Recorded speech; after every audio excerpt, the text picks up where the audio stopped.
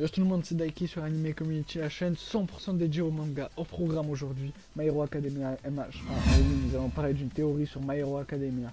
D'où proviennent les alters, comment ils sont arrivés. Et je tiens à rappeler que cette théorie n'est que subjective et que en aucun cas on ne détient la vérité sur ce sujet. Sur ce, après l'intro, Akashi vous dira la théorie. Bonne vidéo à tous. Nomad Beats.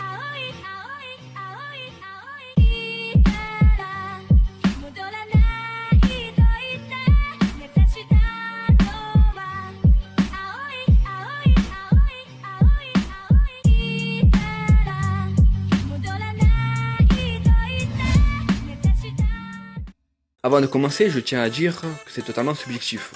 Ce n'est que mon avis, bien sûr, et ce n'est en aucun cas la vérité pure, vu que c'est justement une hypothèse, c'est le but de la vidéo, pour dire notre théorie à nous. Et bien sûr, si jamais vous avez une théorie différente que la nôtre, n'hésitez pas à le dire dans l'espace commentaire. Donc, à la saison 1, on apprend que 80% de la population de My Hero Academia possède des pouvoirs nommés alters. Les personnes qui possèdent des alters ont reçu le pouvoir grâce à leurs parents. Et donc on pourrait penser que c'est un pouvoir héréditaire qui se transmet du parent, enfin des parents, à l'enfant. Par exemple Todoroki, comme on voit bien dans l'anime, que c'est le fils du deuxième héros le plus fort qui a le pouvoir du feu, et aussi sa mère, donc du coup, ouais, voilà, c'est le fils de sa mère et de son père, sa mère qui possède la glace. Et on voit bien dans l'anime, bien sûr, que Todoroki possède le feu et la glace. Bon, bien sûr, Todoroki c'est un personnage bien écrit et il nous montre bien qu'au début il veut utiliser que la glace. Bon, ça après c'est une histoire familiale, c'est une histoire d'animé, bon je vais pas non plus vous raconter cette histoire parce que je pense que vous le connaissez très bien. Mais bon, en tout cas revenons à notre théorie. Ok pour Todoroki, ok pour les autres personnages de My Hero Academia, des acteurs, mais qu'en est-il du nourrisson qui est né mystérieusement avec des pouvoirs? Car on s'en ça dans l'animé, on nous apprend que d'où viennent les alters, c'est d'où viennent d'une personne, enfin d'un nourrisson, qui est né mystérieusement avec des pouvoirs.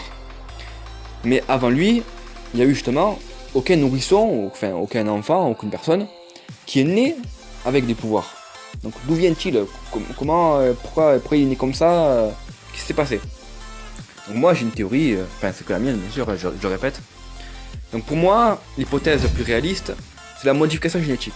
On sait qu'aujourd'hui, à notre époque, grâce à la modification génétique, on peut choisir la couleur de peau, les cheveux et même l'apparence d'un nourrisson avant qu'il naisse. Sa couleur des yeux, enfin des yeux, sous les couleur des cheveux, quelle taille il fera, enfin on peut vraiment tout modifier. Et de cette manière, on peut non seulement modifier le matériel génétique d'une personne, mais aussi l'ADN qu'elle transmet à son éventuel enfant. Et donc, c'est la transmission génétique des alters de personnages de My Hero Academia. Pour Todoroki, c'est flagrant, hein. On voit bien qu'il possède le feu et la glace de sa mère et de son père. Bon, ensuite, pour les autres persos, on sait pas vraiment.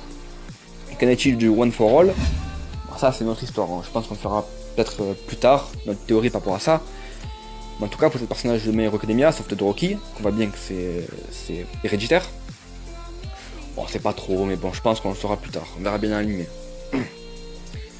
On sait bien que la modification génétique, plus couramment appelée OGM, ce qu'on vous voulez, est interdit à notre époque, notre monde à nous. Mais peut-être que dans le monde de My Hero Academia, et à l'époque à laquelle ils vivent, car ça dépend beaucoup de l'époque à laquelle ils vivent, ça a été finalement autorisé.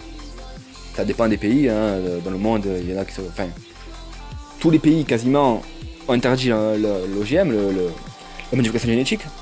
Mais peut-être voilà, dans notre monde, dans d'autres époques, d'autres temps, enfin voilà.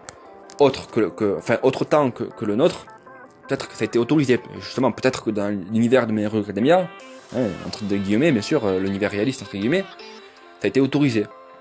Et donc, quand l'enfant est né, enfin avant qu'il naisse dans le ventre de sa mère, peut-être que sa mère et son père ont décidé, ça a été les premiers à faire ça, de demander aux chirurgiens, enfin aux docteurs, aux scientifiques, enfin tous ceux qui s'occupent de la modification génétique, de modifier leur bébé, enfin leur futur bébé, pour qu'il naisse avec des alters.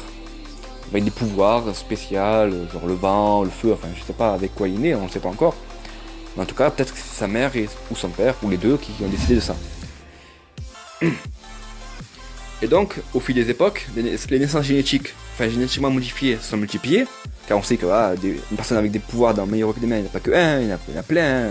Comme j'ai dit juste avant, c'est 80% de la population mondiale, 80% de la population mondiale, c'est énorme, hein, c'est vraiment énorme, c'est quasiment le 3/4, donc c'est vraiment énorme. Vous imaginez le 3/4 des personnes, enfin, des êtres humains avec des pouvoirs, c'est vraiment énorme. Et ainsi, bien sûr, vu que les naissances sont multipliées, ben, forcément les accouplements avec des personnes qui ont des pouvoirs sont aussi multipliés. Et donc, comme on le voit pour Todoroki, sa mère et son père, glace et feu, ont donné un enfant avec glace et feu. Peut-être d'autres personnes, je sais pas moi, vent et terre, ont donné un enfant avec, le père avec vent. Imaginons, bien sûr, j'essaie d'animer ça quelque part, enfin, je sais pas, hein. Le père vent et la mère terre, le pouvoir de la terre et le pouvoir de la vent. Il donne naissance à un bébé, et le bébé, comme Todoroki, hérite des pouvoirs du vent et de la terre. Bon, ça serait un peu pété quand même, je m'imagine ça. Et voilà, les naissances, les accouplements entre deux personnes qui ont des pouvoirs sont multipliés. Comme par exemple, la mère de Izuku, eh bien, elle dit qu'elle elle manipule les objets, les petits objets, comme ça, les faire léviter, les attirer vers elle. Et son père, enfin le père d'Izuku, le mari de sa mère, lui, si je me souviens bien, il crache un peu de feu. Il avait dit ça quand Izuku était chez le docteur, il crache un peu de feu. Bon, malheureusement, ça peut arriver. Que des fois, il y a des personnes comme Izuku qui naissent sans alter. Justement, c'est 80 et après le reste, 20%, c'est naissance sans alter ou juste des êtres humains normaux qui donnent un bébé, voilà. Et bon. En tout cas, je pense que c'est la modification génétique qui donne naissance à des bébés comme ça, à des gens comme ça qui possèdent des pouvoirs. Et toi, Dave? Si ce nouveau concept adopté sur la chaîne vous a plu, n'hésitez pas à lâcher un gros like et à vous abonner à notre chaîne YouTube.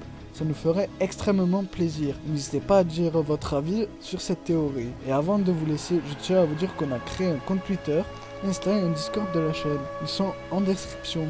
Et si vous souhaitez rejoindre la team, il suffit juste de nous contacter sur Skype. Les Skype sont en description. À la prochaine pour une nouvelle vidéo. Matane.